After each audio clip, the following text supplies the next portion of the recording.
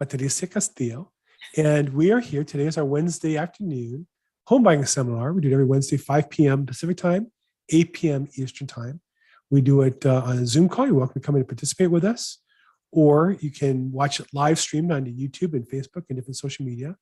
If you come on the Zoom call, we can get you on, ask questions live. If you come on the other social media, then feel free to put your questions in the chat box, and we'll do our best to get your questions on air and get them answered. So Patricia, big week in real estate this week. What's going on? What's new? Yes. Well, we're closing deals every day, Bill. So nice. Yeah. So I'm working with some buyers right now to get them pre-qualified for their home, starting their home search. And a couple had, a few credit glitches that we're also working on. So that's really exciting. Not only are we getting their credit cleaned up, but we're also getting them prepared to start their home buying search. So, from what I've been reading, we are expecting more inventory as the summer market comes in. And it's a great time to buy a home. So definitely on path to help clients achieve their dream of home ownership. Well, there's an ancient saying that the best time to plant a tree is 20 years ago. The next best time is today. And I was just thinking that if you think about the best time to, I'm going to have to meet some people here. If you think about the best time to buy a house was, 20 years ago, houses, have gone up in value 4 or 5 times or more. And so does that mean you missed out? And the reality is that in times of inflation, everything goes up in value, including housing. So this could be a great time if you can afford it. It could be a great time to buy a house. It might be a little more challenging emotionally, but certainly it can be very rewarding if you get it at the right time now and hold on to it for the next 20 years, right? Absolutely. We saw interest rates. Just a quick recap. Patricia was sharing with us before the call started that this is Home Buying Month, the National Association of Realtors. We're really excited. Yay! Home buyers. And then to celebrate that, interest rates went up today. Not quite to the cap again where they were, but we went from 5.25 on Friday to 5.47, just below 5.5%. So the mortgage rates are again threatening to go up and causing the price of cost to go up. I think again, but as a buyer, there's less buyers as well. That means you have more of a chance to get something, and sellers are having to hold on to price increases right now. So this could be the perfect time to suddenly get involved right now, right? Yes, and that's what I'm encouraging my clients to do, because there are, some of those buyers did get priced out of the market or they just took a back seat to the process. And right now it's, there's fewer buyers on the market that are looking to buy. And now we're going to start entering a market where there's more inventory. So that's just going to increase your chances of getting into that next home. Yeah. So this is the chance that maybe you've been waiting for. If you were frustrated last year because you're one of 10 or 15 offers on a property, this could be the chance you actually get in this time and get your offer accepted and get the house you've been looking for. So we hope to make that happen. So Patricia, what's happening with lenders? I know that the loan applications have dropped a lot. Have you noticed more loan officers reaching out to you looking for business? Yes, I have actually in the last couple of weeks. And, we're seeing that shift right now where you really have to dig in deep to find the business and also stay close to your clients and keep in close communication with them, because you want to make sure that they're also not losing that focus of where they're at, because they might be really close and maybe just a little tired. But yes, I have seen some lenders that are even coming out of the business and getting into a different side of, real estate, just because what we were talking about last week, how a lot of lenders were really focused on refinance business. And that's how they were producing, every month was just off of the refinance business. But we're not in that market anymore. And so you really have to work with a lender that's familiar and not just familiar, but really proficient in sales and purchases and knows how to navigate the transaction. And as you had mentioned last week, calling the listing agent when an offer has been made and just staying on top of the escrow as well.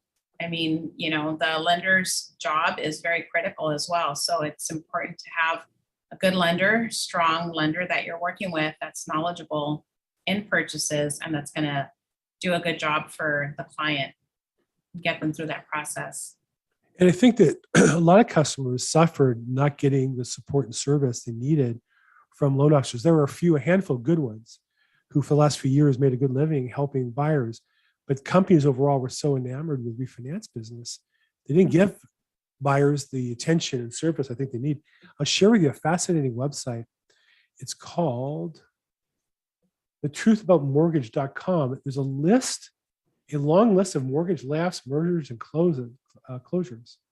This was done yesterday, and he had a list of how many job cuts. Now, this was a common thing in 2007 when the mortgage industry was falling apart. But what happened is he continued this list and updated it with the latest updates. And you can see, for example, Costco Mortgage, they had a program that canceled. And so many other company names, many of which you might recognize, cut significant numbers of their staff and are continuing to cut significant numbers of their staff. And you can see how widespread that is. Mm-hmm. And so, and what happened was these companies were making a living, I think, fairly so on refinances. But now customers, who want to buy property are squeezing in. They got to sharpen their pencil. You got to get their credit cleaned up a little bit. They got to get some bills paid off. Right. And they need a little more attention. And so fortunately, we work with lenders who've been doing this through the last period of time as well.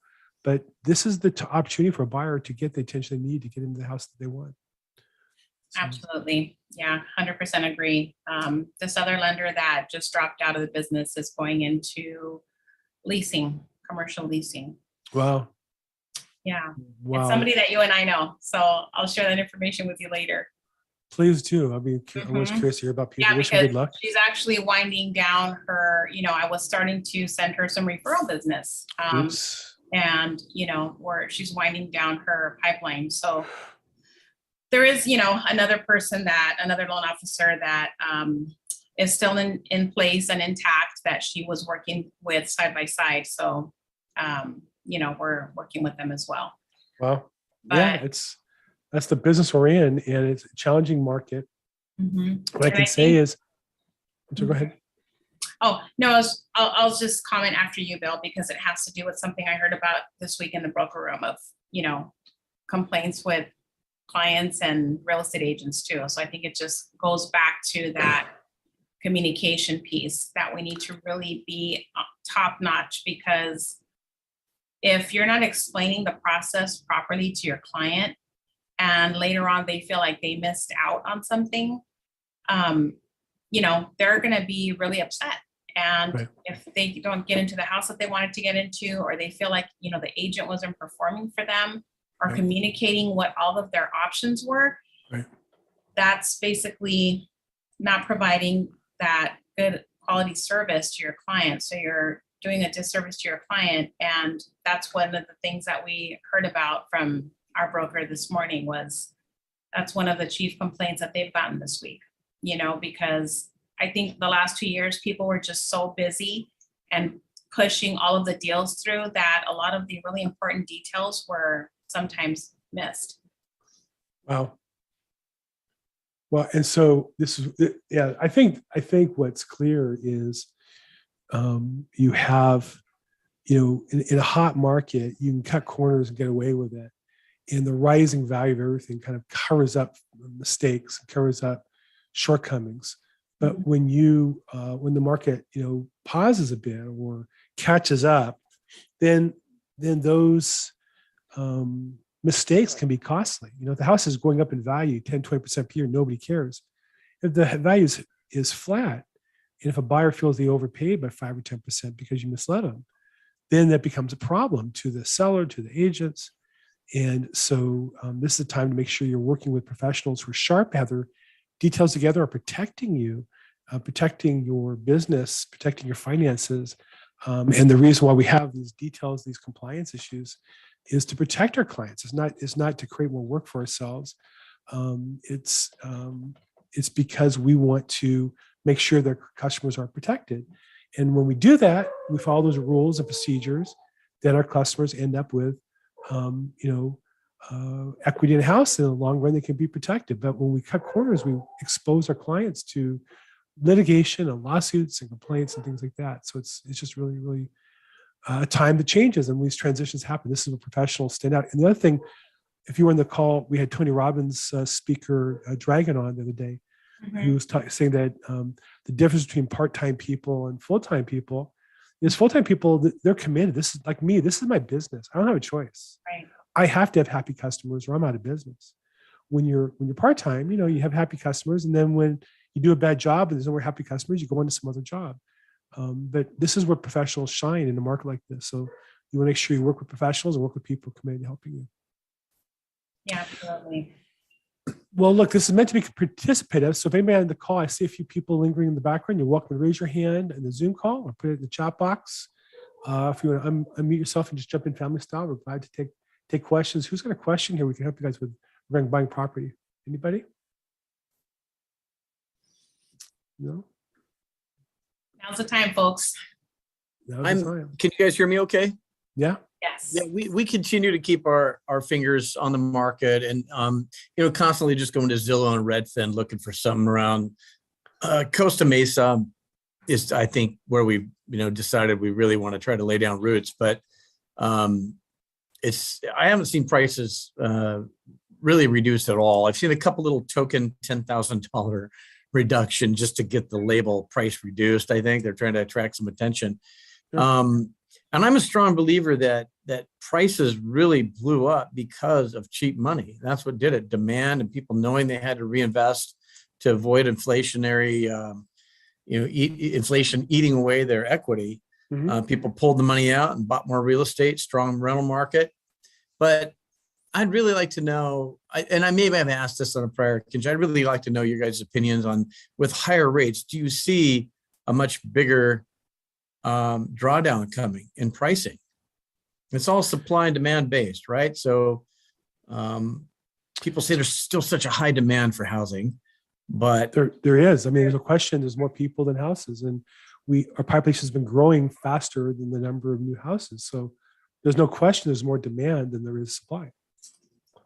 I just saw today. I don't spend a lot of time tracking new home builders. That's a different business, and they're not very common in the markets I work in, Los Angeles, for example. But just from an economic point of view, I saw today on CNBC, one of the chairmen of one of the home building companies explaining, even though their stocks are down, like a lot of stocks are right now, for a variety of reasons, in the long run, there's going to be more people and people need to live somewhere. And one thing people will do is buy a house to live in. And you can go out, to eat less, and you can go to less movies or less vacations, but people want a house that's safe where they can raise their kids or family. And there's more families being formed than there are houses being built. Significantly, has been for a long time, particularly in Southern California, where Orange County and LA, we're not building any new houses, right? So you might say it's maybe not true in Iowa or Kansas as much, or Florida or Texas, where they build so much. We're not building anything in Los Angeles, nothing. Population has gone up tremendously. So I do think that demand is going to be there no matter what. I think that a buyer thinking that prices are going to go down, I think it's just not going to happen. I don't see that. I think what happens is the same house that maybe a year ago, the only house in the market at the lowest price would have 10 or 11 offers. Today might only have 3. That's the difference you're going to see. But I'm just confused so deeply that there's this many people that can drive markets for $1.5 million houses. I mean, you just don't want, you got to have a really good income for one to qualify for $1 million loan. You got to be making usually 3 times your gross, right? So 18 grand a month or something. And so that's nothing to sneeze at. And then, low debt. So it just blows my mind that this many people are making $250,000, $350,000, $400,000 a year to be able to put the money aside to buy the house. They need, $500,000, and they're still going to be paying $6 to $7 grand a month. Yeah. What do all these people do? There's not enough jobs here to support that. All right, is everybody get rich and then move here? Is that what happened? Well, I think that California has 2 classes of people now. We have people get paid a lot of money. We got people paid nothing. There's not much Yeah. in the middle. And so, I know here in LA, there's West Side Pavilion. I don't know, you're from Orange County, I think, Kevin, right? Yeah. West Side Pavilion on Pico Boulevard, like near Westwood Boulevard, just east of the 405 freeway, was one of the largest retail shopping centers in the area. It was the largest in the area. Google bought it and turned it into an office space, and they're going to fill it with Google employees. We have in Culver City on Pico, on Robertson and Venice. I mean, it's just everywhere you turn, there's new buildings going up. Apple, Amazon, Google, bringing in 1,000 employees. Now, part of it is they're relocating employees from the Silicon Valley, or they're replacing growth with people from the Silicon Valley. We happen to have a lot of university students between USC, UCLA, Cal State, Long Beach, Dominguez. Same's true in other big markets, New York, Virginia. We have a lot of colleges and new students. These companies, they're growing. These huge corporations are making fortunes. But it's not like in the old days where they have, I worked at Hughes Aircraft Company out of college where we had maybe in Southern California, 100,000 employees. Google might have 20,000 or 10,000. It's not the same number. It's not middle class or upper income jobs.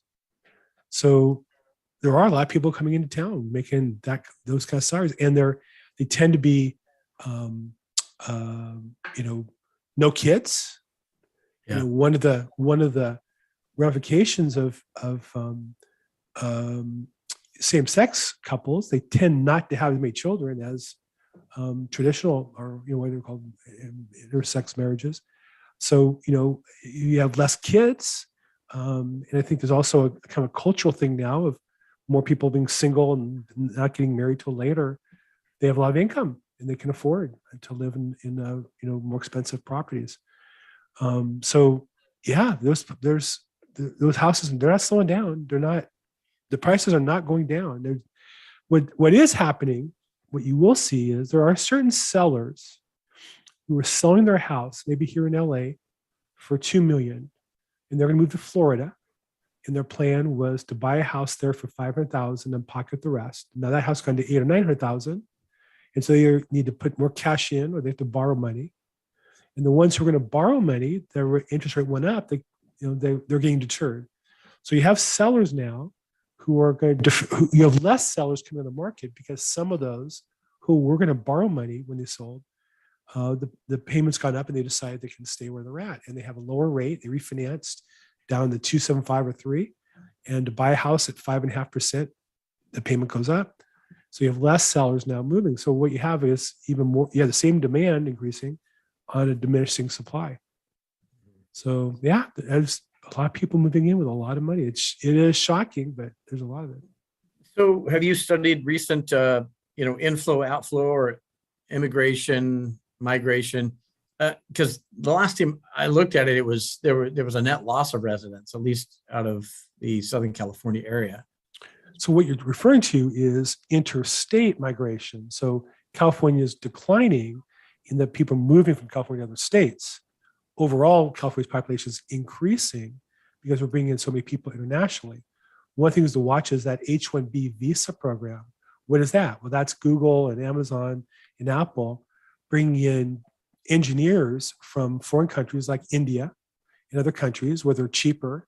So basically, really, if you think about it, they're really hurting American middle-class engineers by bringing in lower-priced ones. But then those engineers work at Google, Amazon, and Apple for 4, 5, 10 years and run a marketplace and increase their value, and they become higher-priced employees. And the Silicon Valley area, the real estate's so expensive that they are relocating some of those divisions to other areas like Southern California or like Virginia, New York. So yeah, we have a net migration out to other states of California, but we have more people coming into California than going out overall. Our population has increased tremendously. Cool. All right. Two Thanks for things. your perspective. We have these H-1B visas coming in and international people migrating here, and then we have very low income people coming here as well. We have both of those factors. And so there are businesses that make money off those low priced employees. And really that's another problem is, we have this kind of culture now that is profiting off of immigrants who come here who are, get paid very little, but puts pressure on the whole system. So challenging times in California, but I would say this: we're not building any more houses, and we've got more people coming in. So that means can only mean one thing: price is going to go one way when that pressure is going on.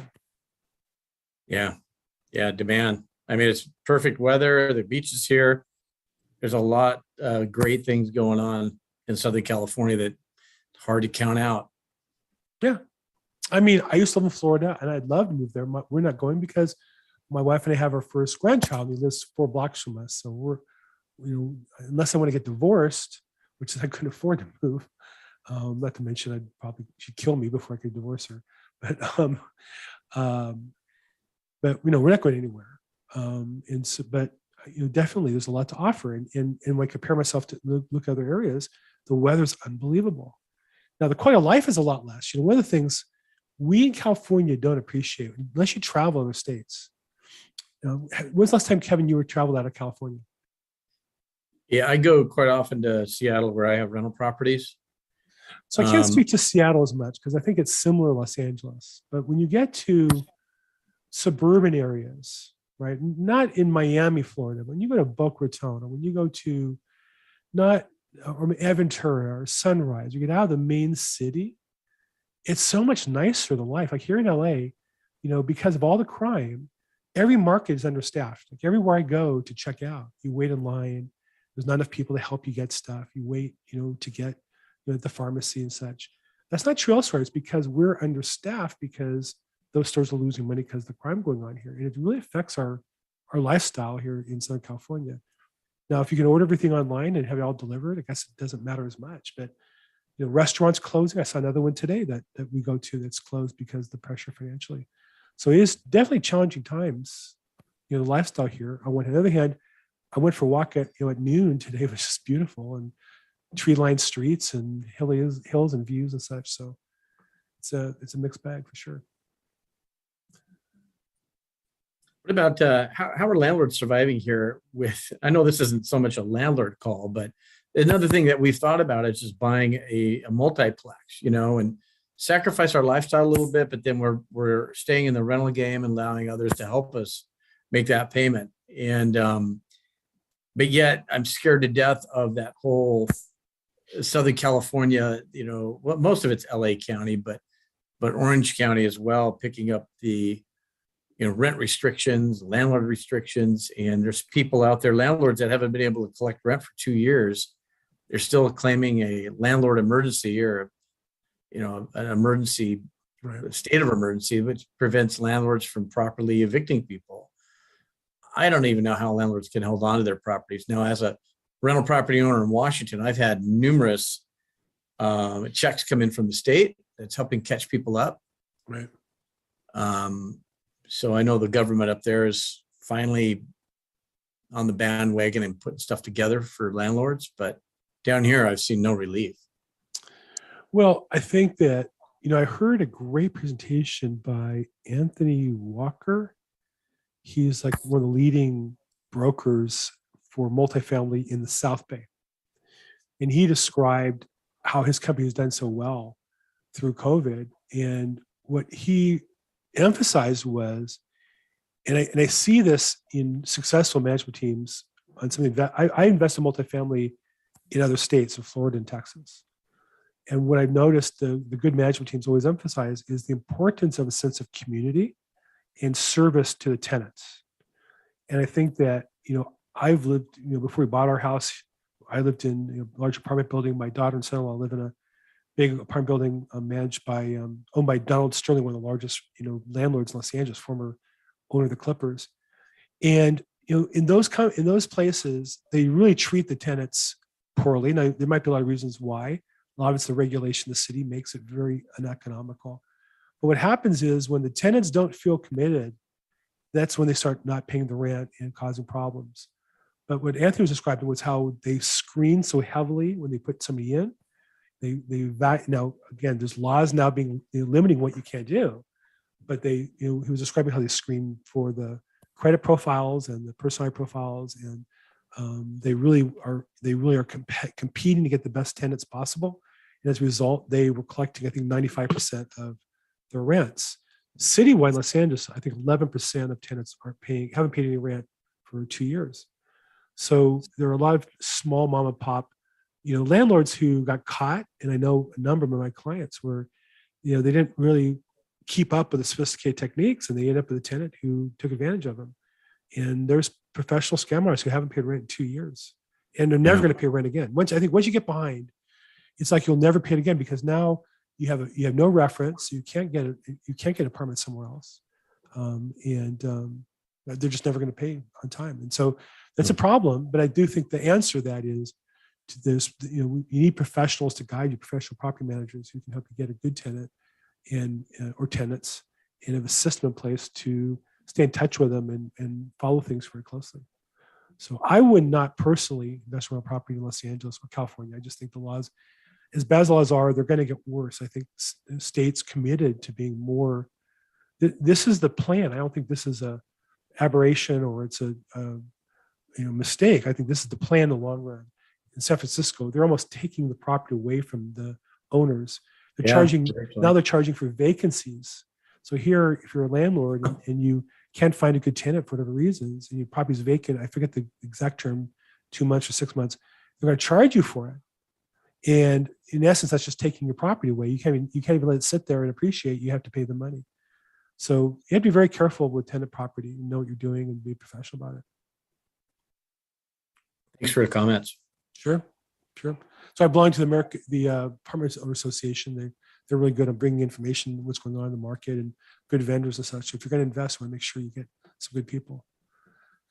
And then on Wednesday afternoons, we do a call at 2:00 on multifamily investing, which I think is an opportunity for people who can't buy a house. You can get a property, you can get great tax deductions, you can get great cash flow, and you get appreciation on some of the properties available today. So if you're interested in that, reach out to me. Okay, I think we're about time to wrap up. Kevin, thanks for jumping in and great chatting with you as always. Lisa, any final comments you want to wrap up on today, or anything we missed or covered that didn't cover that we need to cover? Yeah, I was just thinking about what Kevin was mentioning earlier, where all these people coming with money to make these cash offers. And because so many people were being bought out during, the last 2 years, being beat out with their offer, there were companies that started designing programs specifically to empower, the communities to make offers and get their offers accepted. So like, for example, HomeLight, they started a program where they basically make a seller into a cash buyer. So they will, vet the seller. They're going to look at all of their financials to make sure that they qualify for a loan. They look at the property value that they're going to sell, and they basically back their offer with the funds from HomeLight. So that essentially turns you into the seller into a cash buyer. And Nice. if for some reason you don't get a buyer, you're still wanting to sell your house, maybe you have plans to move out of state or to another county, HomeLight will still guarantee that they'll buy your house. So either way, the seller will still sell their home if they're looking to buy. And some sellers do have an urgency to move, and they may be scared of, not getting their offer accepted and being stuck with having to sell their home and not having anywhere to go. So there were some companies that came out with these programs that started offering sellers, a cash offer scenario so that they can move forward with the sale of their property, knowing that they will have a sale once they're ready to move. So that's another way that people have been coming in with cash offers. Nice. So call Patricia with the details on how to make your offer into a cash offer and be stronger. And I have a friend who did that in Florida, actually, bought a house there and had a house here the use for his equity to get that to happen. And how does that work? Do they just, because you're still borrowing money, right? So they pre-qualify you and fund you as a cash buyer? Or? Yeah, they pre-qualify you first to make sure that the property you're selling, it has enough equity. And they also check your credit, your financials, to make sure that you do have that financial solvency. So there's steps that you need to take. It's like a 2-part application process. But essentially they are offering that money to you to make that cash offer, and they're going to recoup it once your home sells. So We're trying not to sell anything, so I don't know if that would apply to us because my you're wife trying and I, to buy. yeah, we want to buy, but we don't want to sell because my motto is never sell. Hold on to it, grow your portfolio. I mean, I'd trade it if I could get into a multiplex because these are usually single family or duplex houses, but I would, I'd rather scale up if anything, but yeah, never, I'm like that, never sell. I need a smart person to sit me down and tell me when I need to sell.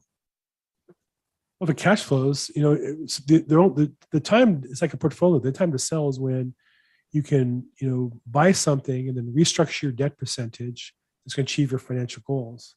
And that's why often people find themselves in a position to sell is, when the loan balance goes down enough to be below 25, 30% of the value of the property, if rates are good enough and you have to be careful with all that, or if the rate you have is setting to expire, if you got bought a property 5 years ago and you have a 7-year fixed rate, you want to extend it again, the prepayment plans expire. That's why people often will either refinance or sell the property and buy a bigger property to reposition the equity.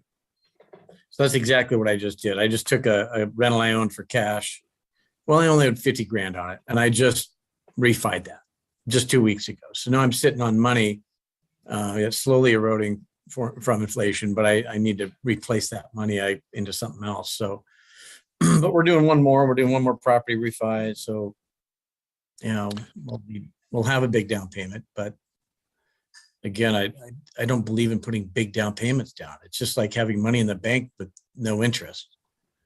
Then again, there's arguments against that because if you are buying something with a bigger down payment, you're buying a bigger, more expensive house.